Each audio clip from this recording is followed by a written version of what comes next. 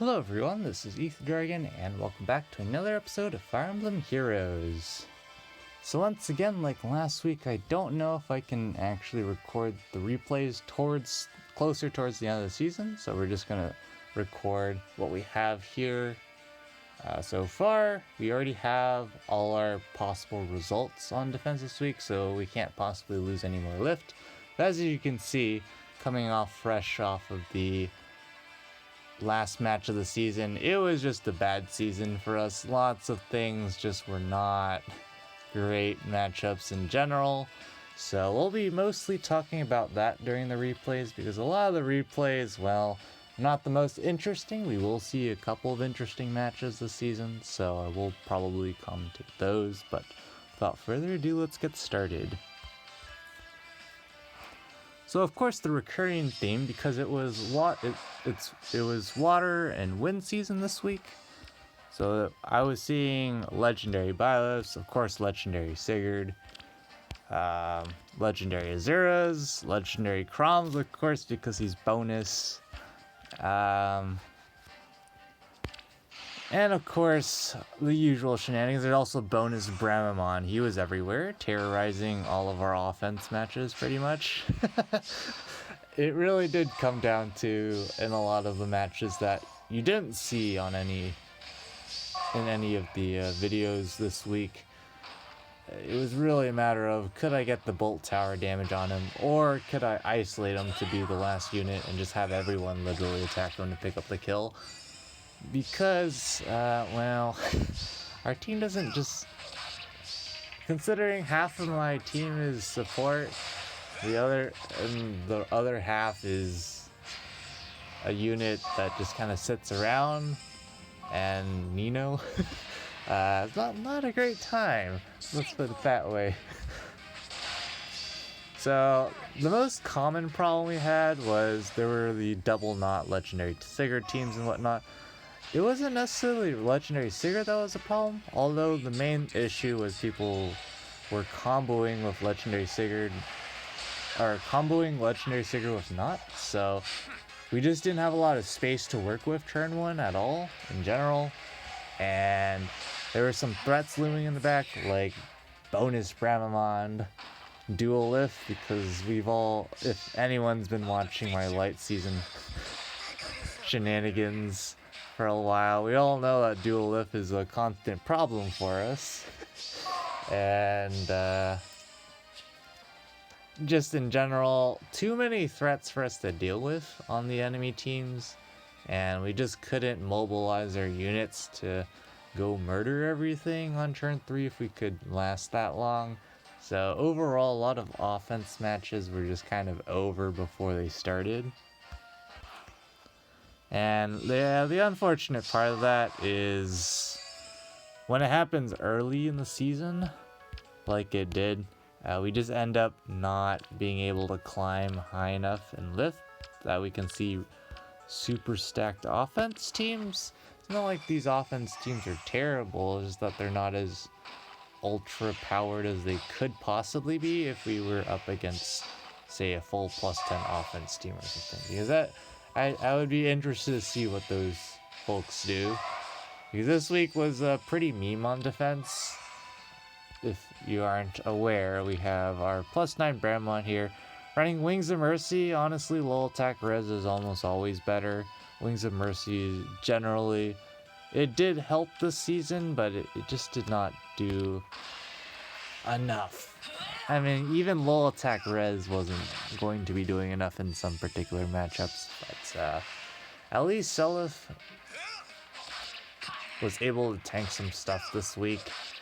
But yeah, that's pretty much what happened on offense. There were a bunch of turn 1 teams. There was a team with, double knot, legendary Sigurd, Triandra, legendary Byleth, young Lars Shell, and some duo Sigurd. So, and the young Lars Shell had odd recovery. If the young Lars Shell didn't have odd recovery, we might have actually had a chance against the team, but because of that, we just couldn't isolate the rally trap or the threats, so just in general it was going to be an absolute misery. And it was. We could hide turn 1, but we just wouldn't be able to do anything after that. We could pick up a kill or two, but the problem is basically all the enemy units on that team are kill threats. Like all of them have a chance of murdering one of my units because, well, let's be real, most of them don't actually do that much.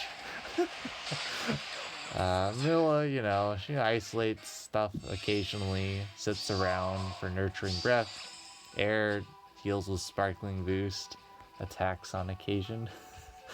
Kaden, you know, is really just a buff bot, has a really bad attack stat for Ether Raid's offense, and well, yeah, not very many great options on my team. I know some people are asking about why I wasn't using Legendary Chrom this week, and honestly, even if I was using Legendary Chrom this week, I probably still would be struggling a lot. I would probably also have to toss in Legendary Azure as well, because having double dancers against these teams would be quite helpful. And speaking of quite helpful, this person has a nice level 8 bolt tower here on column 4, one of the popular columns. So they use it to their advantage, and this is definitely something that is pretty nice. But yeah, this match is quite interesting because it kind of shows a few issues with the defense. It's less about the bolt tower damage. Chrom bonus definitely is pretty annoying here, and they decide to heal their Micaiah to full health, so she does get debuffed by Chrom's Rengreether. And so you can see there, she's only doing 29. She barely picks up the one shot there. And it's a basic, I believe it's a, is it max? It is mirror stance 3, but nonetheless, still basically maxed out. And well, I was about to get up because get up and pause the video because there's a fellow resident spider here that came to say hi, but then just immediately left, so we'll just keep going, move on in life. But yeah, bonus Chrom was definitely, even for Nino, was quite annoying because there were people running speed builds on him, and we don't creep stuff like Bright Shrine, so it kind of became an issue where even Chrom could potentially pick up the kill on Nino if we weren't careful, just because of all the debuffs going around, and a lot of them were running lull speeds and whatnot, so here, unfortunately for us, Bramamon just does not have enough attack, and even with lull attack res here, Bramamon still would not have picked up the kill, as I believe would have been 1 short, or 2 short. I don't remember the calcs that I did earlier, but yeah, not great.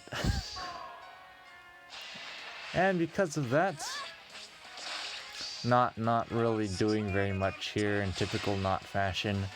She definitely was performing her best during her bonus season and well past that with Baronies. Seliph can't proc Ignis, and so can't do very much against Arden, and they're just able to clean up from here. But again, their Micaiah running Mirror Stance 3 has to proc Ruptured Sky for the kill, because 5 times 2 is not a lot against bonus Bramamon. But again, he is bonus, so that is a huge component of why this defense can possibly pick up kills against hyperstack teams. But yeah, there's just not enough coordination on this team, intentionally. It's kind of interesting to see what just raw stats on a defense, how raw stats and specials on a defense matchup. But yeah, the Bolt Tower definitely helped them out here. Basically the MVP of the match, not gonna lie. because Micaiah wasn't going to want to take a Deadeye from prom. You know, Arden, same deal. So, yeah, not the greatest showing for a defense, but that's a testament to how strong Bolt Tower is when you can get it to work in the right scenarios. Moral of the story, now I think everything's flipped and now we'll have an easier time staying in Vault of Heaven during Astra season, and we'll struggle to stay during late season. Like, even if we have a convenient bonus unit like Air or Peony or Milla, the Nino team is, since the very beginning, it's been a meme. And we've had some success using the team, you know, pulling off some ridiculous shenanigans that don't seem possible at first glance. Because what are you supposed to do with a Blade Tome and a unit that buffs using field buffs against teams that have like sudden panic, or just have ways to panic with like if they get to attack, or just no counterattack shenanigans. Lots of things can just go terribly wrong for us on offense, and so it's quite interesting to see actually how that goes down. But Panic Manor bonus this week means not with attack speed menace was debuffing yourself. I did use that to my advantage on offense as well. In a lot of matches though, it just didn't matter because the knots with Pathfinder, we just could not attack them because we're doing the ridiculous don't activate traps challenge every season. And a lot of people cluster their traps 2 spaces away from their knots and stuff, just because of how the threat ranges work on their teams. So yeah, we just could never take out any of the knots, and even if we could, we just couldn't run away far enough. A couple of matches I did all the calculations correct and then overlooked like 1 or 2 things, and that just cost the match. That's how it is for our offense team. Just to name one of those instances, there was a team, I think it was a double knot team, Legendary Sigurd, bonus Bramon, Triandra, all those usual shenanigans. And, well, so my there's also Catria, Harmonized Catria, so teleportation, lots of mobility, units flying around everywhere. So my strategy on that was there was also a Niffle, I think. I don't know if I've said more than 7 units, but my strategy was to bait out Niffle and manipulate the AI in such a way where I could get a follow-up turn, because I would be able to also do some things with how they had, I think they had rallies and whatnot, I don't quite remember. But the problem was I just forgot that Knot was going to move before Legendary Sigurd for some reason. And so Knot went where I thought she was going to go, but then I didn't process in my brain that was going to happen first before Legendary Sigurd for some reason. Legendary Sigurd just Pathfindered through Knot with his 4 movement and attacked Nino, and everything just collapsed from there because Nino basically always needs to take care of like every single matchup. Speaking of every single matchup, there was a matchup. I don't know if it was the video I uploaded. I can't remember at this point, but there was a match where I had Nino basically exactly 1 round KO a dual. No, I don't think it was the video I uploaded. It was a match where we had I tactically sacked the unit to Legendary Sigurd so that all the enemy units could get +1 movement, so I could long bait dual lift and 1 round KO with Nino. It was basically an exact 1 round KO. I think he had 55 HP, and we did 28 times 2. And our positioning was already pretty garbo at that point, but with the +1 movement and the double knots, I think the enemy got like a triple kill or something that turn, and we just couldn't do anything at that point. That's the recurring theme, we just don't have enough kill power. Nino needing those field buffs to get an actual attack stat is constantly a problem, because we can't always have Nino buffed because there could be panic or whatnot, or there's just lulls on the enemy team, so Nino just can't muster enough damage output. Lull attack is always the most devastating one, but even units not running lull attack, like say for example lull speed defense, can just be annoying because Nino gets doubled. Nino is quite slow. Once you realize how many things can go wrong, if there's like a bright shrine that's decently high level, let's just say -7 attack and speed, and if there's lull speed, Nino's maximum speed is 56. Like, that is ridiculously low for Ether Raid's offense. At that point, you might as well not really invest into that much speed because it's that low. You'll get doubled a lot.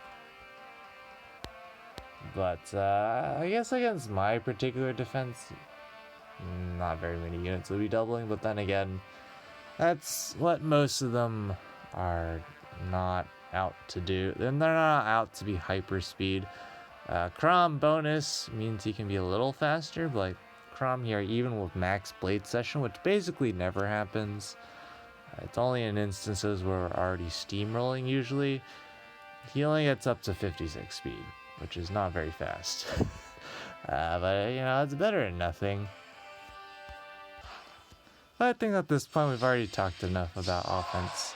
We just did not have a lot of options. Legendary Byleth was super annoying this week as well, because literally no one on my team could attack him without dying.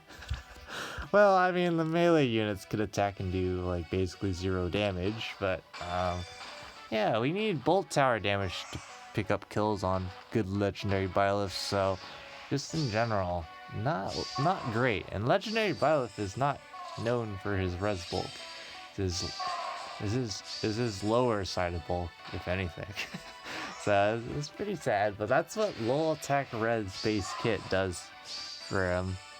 And of course his tome does give him +5 to all stats for being within 2 spaces of an ally, so, or if he initiates, so that's just not great. I'm definitely not sure what we can do to make the Nino offense team a more competent offense team, because of course the problem with the one team challenge is that on top of using a Garbo team, it's ultra Garbo. It's just too reliant on setup, and it doesn't have enough mobility. That is a huge thing. Our defense team here with Nod at least has some mobility, but it's designed in a way where people can exploit it if they're careful about it, but otherwise we can just pick up some extra kills where normally without Nod we wouldn't be able to. At this point it's basically GG, because we have some powerhouses incoming, and Crom here is just going to double George. Moonbow is never going to one-shot, so Deadeye is just going to ultra overkill, and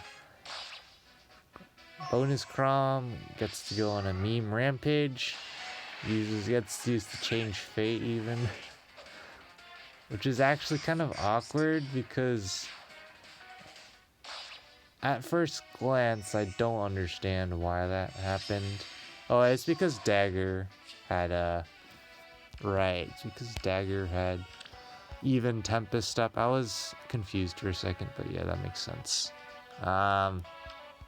Yeah, this particular match was just a meme roll fest. Yeah, there are some coordination issues with this team. We will see one match where I don't know if they actually calculated things out, but you know, things worked out for them. This peony not running blue dual flying is actually, I don't know if it's intentional, but it is pretty a pretty large IQ move, because it means if you're forced to sack a unit, which, you know, ideally you don't sack units, but if you really have to sack units, the enemy targets the unit with the highest HP that they can kill. So if you lower Peony's HP, you reduce the general odds that you're going to run into a scenario where Peony gets murdered, and typically preserving your dancer tends to be more useful, unless, you know, your carry gets taken out, then there's a small problem there. But here, they're able to pick up the kill on Nils. But Chrom, of course, is looming there with Deadeye. And they decide to keep going here and just pick up the kill on Sylvia. And not to mention there's the double Bramamons memeing around. While bonus. Definitely like sturdy impacts on Bramamon, but I don't know. He just never seems to do enough.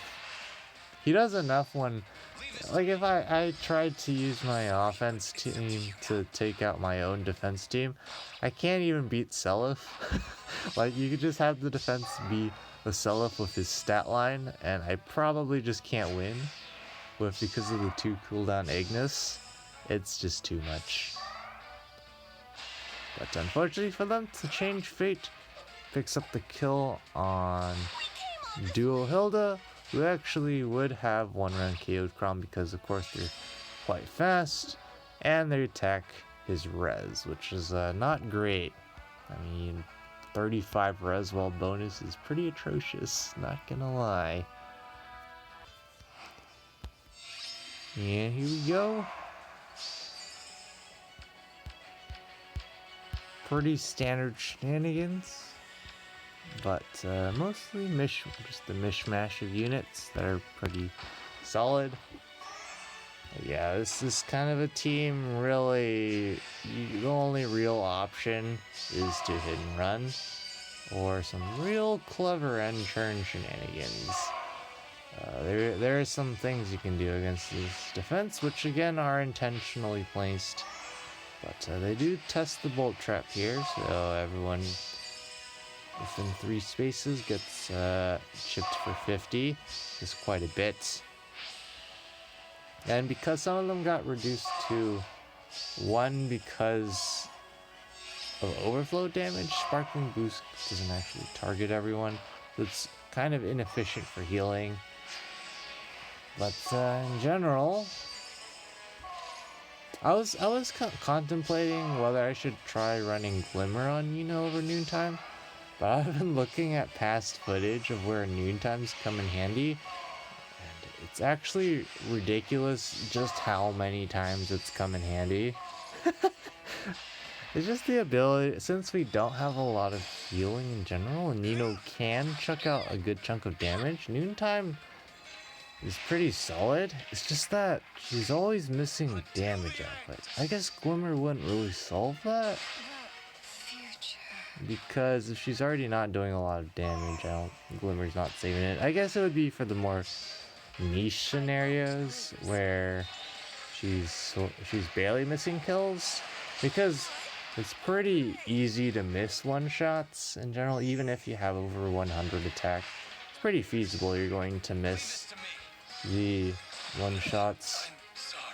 But if you do, it tends to not be by a super large margin, because having over 100 attack is still having over 100 attack. Like, you're hitting super hard, but because of the HP inflation of ether raids, you typically do need specials to pick up one-shots consistently, or 1-round KOs even, nowadays with some particular units. But here we are with this team. Quite the simple team, of course. It's just Brave Hector hitting internal. This is an interesting Hector. You don't see this too often. It's actually dull ranged with defense res solo. Pretty hard teching there. Double drive res on Flame, which I find interesting. I'm not sure why they're just not using distant guard. Maybe melee res threats are too prevalent, but I don't really know about that one. Distant guard just seems better because his defense is not ultra sky high to the point where he's taking zeros or super low damage from all range threats. So I feel like distant guard would just be better. But they might have distant guard on some other unit, on some other like you don't. I don't know what their teams are. But of course, Self is just going to potato into Brave Hector. And this is a coordination problem you'll get to see here with our team. Chrom doesn't actually get to use the change fate here because Brave Hector is not even threatening Mills. And so he's not able to actually pull that off because this Brave Hector has no healing. So if you can just keep attacking him during a turn, you're pretty much fine. And that's pretty much what doesn't happen here because they do smartly bait all three units here. And of course, Bramamon is forever too slow to actually double. And even with sturdy impact, he's just not able to pick up kills where he needs to. And Mills and Sylvia are just going to potato themselves into Hector. And Chrom and company are left behind. So this is a case of where just good good baiting placements just wins the match. But if you can't necessarily do this with some other units, because say if people are running Armored Stride, Fallen Edelgard, for example, Chrom gets to use the change fate in those instances, unless you heavily isolate, which is definitely an option. But you can see here, Chrom's just not doing a lot of damage to Hector, even with Deadeye. Just because, well, Blade Session wasn't really active to its fullest potential, and Chrom's allies are kind of gone. So there's no real follow-up. There's no real chance. Like, this isn't even, the Flame isn't even really buffing Brave Hector's defense. So, you know, if there was Distant Guard instead, Chrom would do even less damage. The Deadeye scaling is just garbage in that instance. The only thing it does is deal with Flame's damage reduction. It doesn't really matter when you're not doing a lot of damage in the first place. They don't pick up the ether structure though, but it was towards the end of the season anyway, so I don't think it really matters. But yeah, I have not seen defense res solo used on Brave Hector, especially with dull range. That's quite interesting. But I guess it works if it works. And last but not least, we have this team here. This week we did see more Pulse Smoke than we usually see, because typically we've seen like one, but more typically is zero. Pulse Smoke is definitely nice against this kind of a defense where they're just trying to spam specials for damage. That's literally it. Nothing more to it. They're just staying set up here. They even have double Milla here for isolating both of our dancers.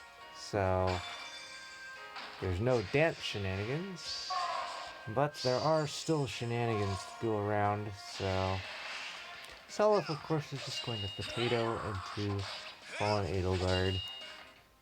He never really does anything except sit there and look menacing.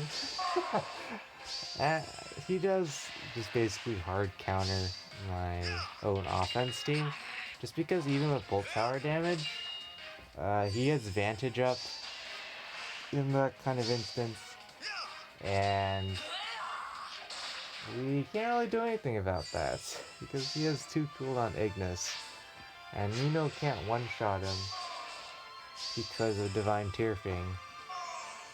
I don't even know if you can one-shot him without Divine Tearfing having the damage, but yeah, not great for us.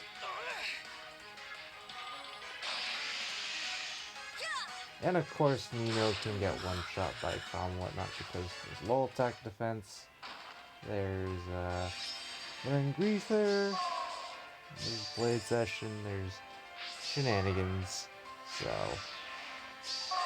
not really much we can do in that respect. Nat's not going to be doing very much here, but at least she does survive. And Nils dances before Bramon attacks here. And Bramon actually does manage to pick up the exact one-shot here. Totally not rigged. Wouldn't have really mattered if he missed the kill because he was doubling, and Fallen Edelgard was not one-shotting on the counter.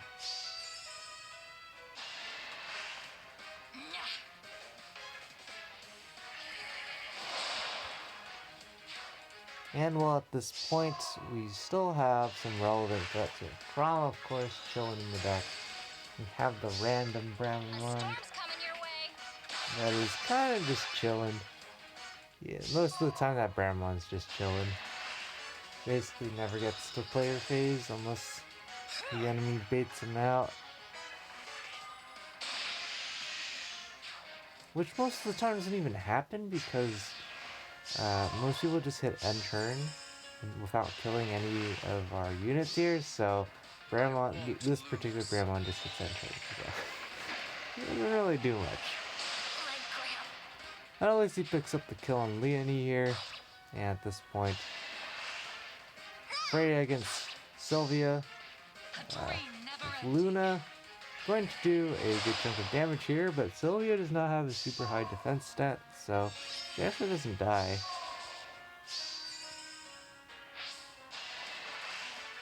And they use Milla here to take out Sylvia, but at this point, they're also just running out of turns as well. They had double Milla, so they do get 9 turns, but Krom is interested in picking up the kill on Milla. But at this point, now Freya is a juicy target, and Deadeye is just going to absolutely obliterate. And this Milla can't take out 2 units in 1 turn, so that's just GG. Yeah, overall on defense, we had quite a few successes, as you can see here, but those 2 failures, just good play in general. I don't know about whether they just kept hitting end turn or if they knew that stuff was going to happen, because that is an intentional issue with this defense. It's how Brave Hector stands a chance against this defense. Because if you just try to have Brave Hector tank literally all of our specials, it's generally not going to end too well. Technically, it actually is possible for Brave Hector to live such a thing, but it's generally not recommended. Let's put it that way. But with that, I think we're just making... We might not even make top 10k, we'll see. I don't really care either way. The main thing is that we just have to keep working out the details about what we're going to do in the future of Ether Raids, because we've just been goofing off for a long time now, since we don't really have much better things to do on Ether Raids offense. Here in Tier 21, this is just from random matches using this team, because our minimum score to roll was 756. So it was pretty straightforward to pick up a pretty solid score, and looks like it's enough to stay in Tier 21. We can do it again next week, easy peasy, because it's still water season next week. Don't expect the cutoff to increase too much, but even if it does, we can just roll higher. It's not too much effort when our minimum score is 756. And we've been rolling in a ton of defense wins.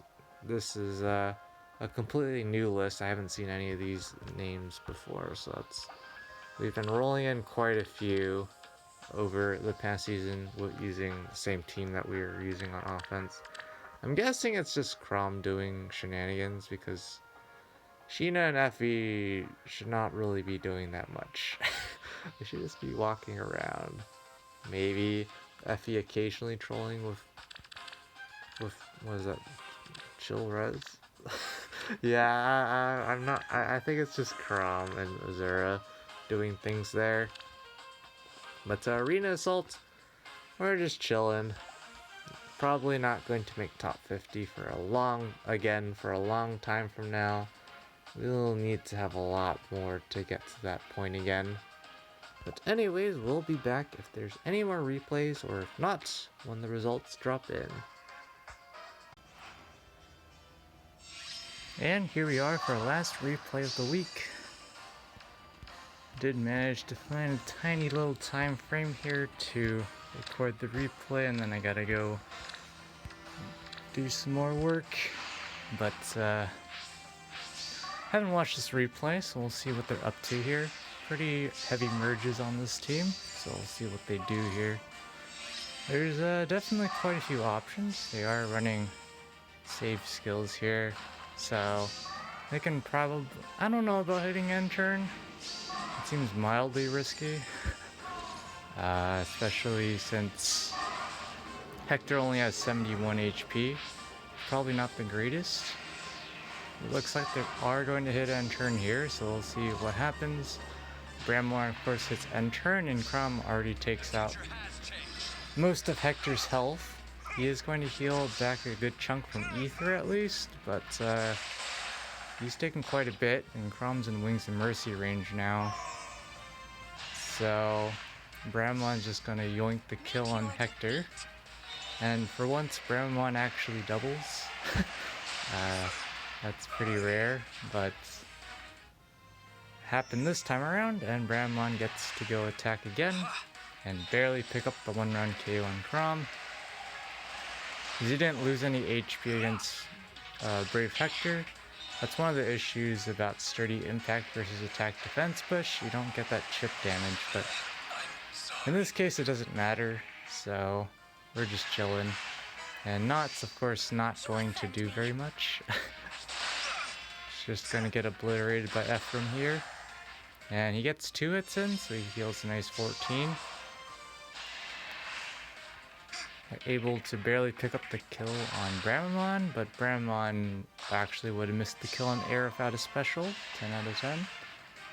Byleth should just obliterate Seliph here, because Sublime Heaven is going to ignore Divine Tearfing, and the damage reduction from Divine Tearfing, so looks like they can also pick up the kill on Crom with Ephraim, heal another 7, pick up the kill on Bramamon with Dagger, and that's just GG. They could, of course, have chose to just not attack that particular Bramamon there and pick up the ether structure if they need it, but it's the end of the season, so who cares?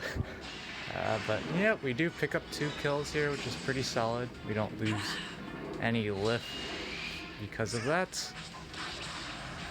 And there we go. That was a rematch, so yep. Overall this week, pretty decent on defense. Kind of expected with Bramamon and Crom just getting more stats. Crom especially getting plus 10 HP.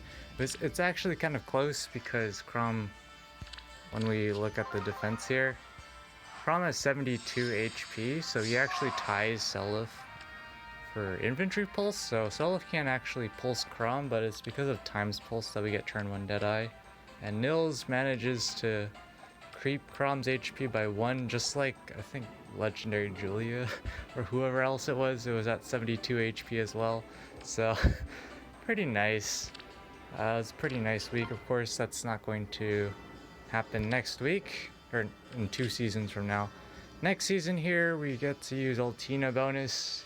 Not entirely sure what we're going to do on offense yet. We got to work that out, but it's catapult bonus, so at least we're going to have a pretty decent shenanigan with the good old column 6 bolt tower, or catapult. Honestly, column 4, column 3 catapult's probably better for us, or even column 1, but we're just gonna go with the traditional column 6 catapults. And well, with that, we'll be back when the results drop in. And here we are, just a bit after maintenance. I don't think there was an update, and we just got just outside top 10k. Not the end of the world. We really goofballed this season, so that seems about right, and we'll see if we can make it back to full. I'm pretty sure we can. I don't actually think we'll win all of our offense matches, even though we're non-vault. It's just because once you climb really fast, then you actually get matched up into the people who are climbing as fast as you are. So that tends to be people who can actually score. So there can be some pretty tough matches even when we're not chilling in Vault of Heaven. But good hefty rewards elsewhere. Unfortunately for us, our ultra revamped Mjolnir strike shenanigans are not enough. We do need 854 to stay in tier 21 during Dark Major. That's been a pretty consistent number for a while now, and we can't quite make it. We can give Bramamon Ether, and that will bring us up to 852, but that just brings us higher up in the dropping to tier 20 crew, so not really worth my time. But when I eventually need the score boost, it'll be there. But in the meantime, that's gonna be it for this episode. Thanks for watching. As always, this is Ether Dragon, and hope to see you all next time. Bye.